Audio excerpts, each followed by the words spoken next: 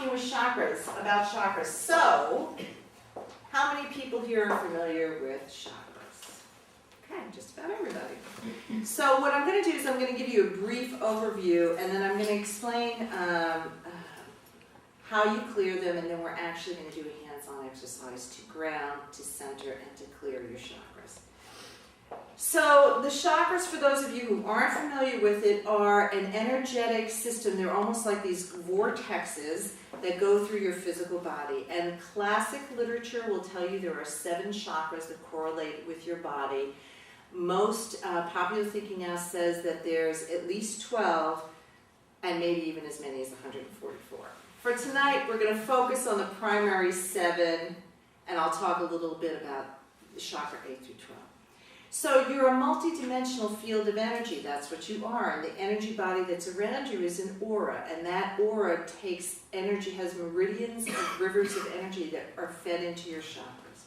And your chakras impact your physical health, your emotional health. They're almost, they're how you plug into the world and how the world plugs into you. You know, if we all had our third eye wide open, we would be able to see exactly what's going on.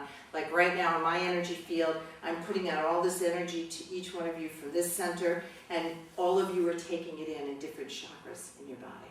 And this is how it is when we interact with people.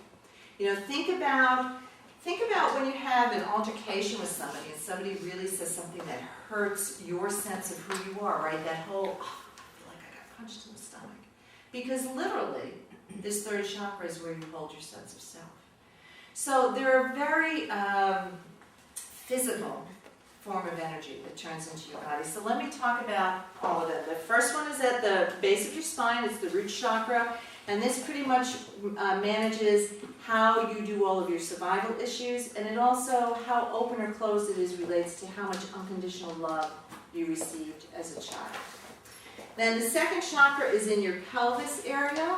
And this has to do with your sense of, you know, it's no accident that it's in this place of creation, right, where you carry a baby. It has to do with your own creativity. And it has to do, this particular chakra will also be a place where you have a lot of fears about perhaps money or your ability to get to be creative out in the world.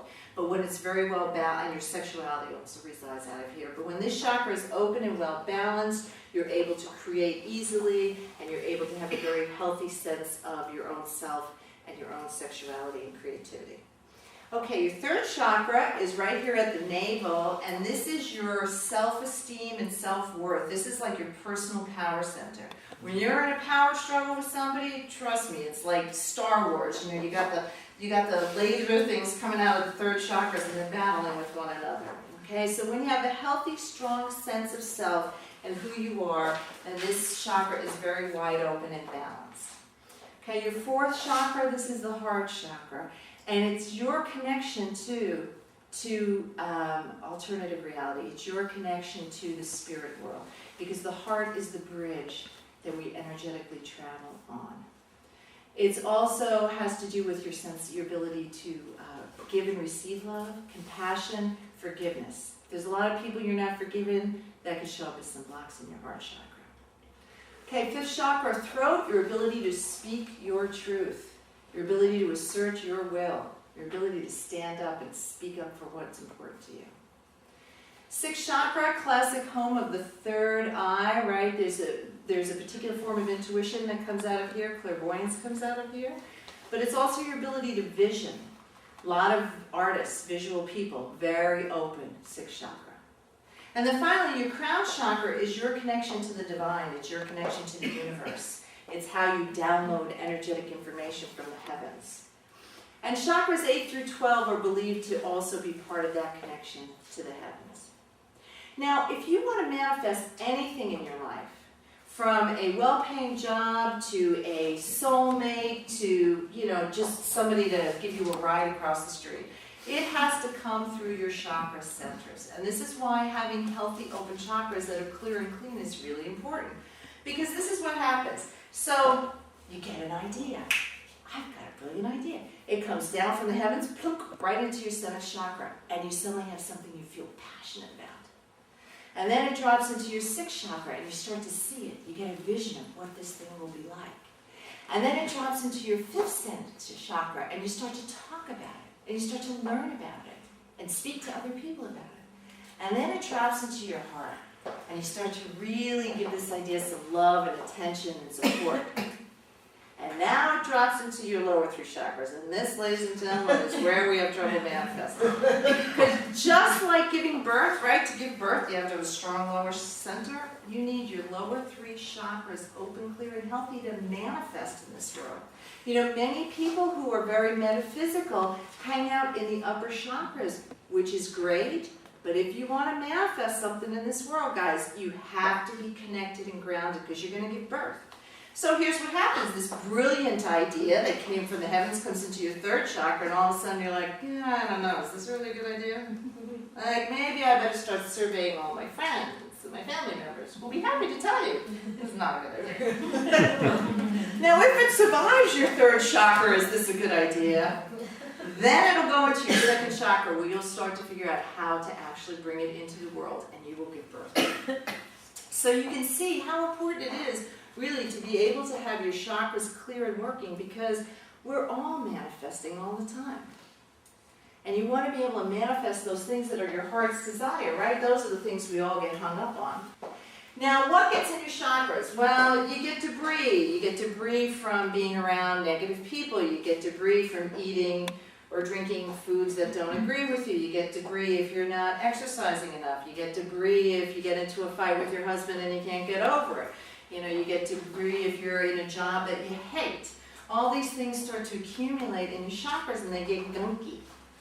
And they start to close down. And that can have health problems. It can cause emotional problems, it can cause mental problems, and ultimately it can cause physical problems. So it's very important that you keep your energy body clear.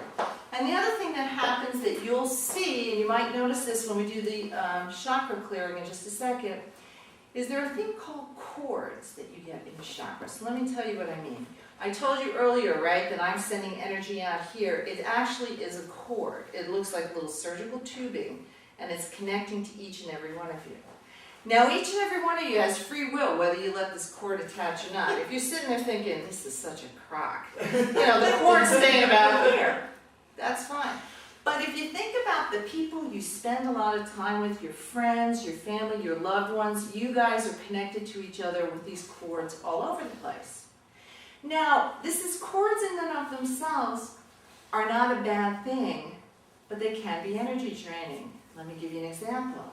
I have a sister, I adore her, but I'm very worried about her. Every time I worry about her, I have a cord going to her that, first of all, is sending worry energy to her. I don't want to do that. Right? If you love someone, you don't want to be sending them your fears. You don't want to be creating problems for them. And so it's not good for me. It's not good for her. So what I do systematically is I cut the cords between me and anyone. And the reason I recommend you do this is because it just clears your field. And I want to address a point that comes up a lot. Cutting cords doesn't mean you're done with this person. I don't love you anymore. Not at all, not at all. It just means that you're separating your energy from theirs. Because the minute you have a thought, you know that experience you have where you think of somebody and then they call you? That's because you shot a cord out of your 7th chakra into theirs. And they just were clear. They got the message like, oh, I need to call Anna. She's thinking about it. So it's just good energy maintenance, like you brush your teeth to clear your cords.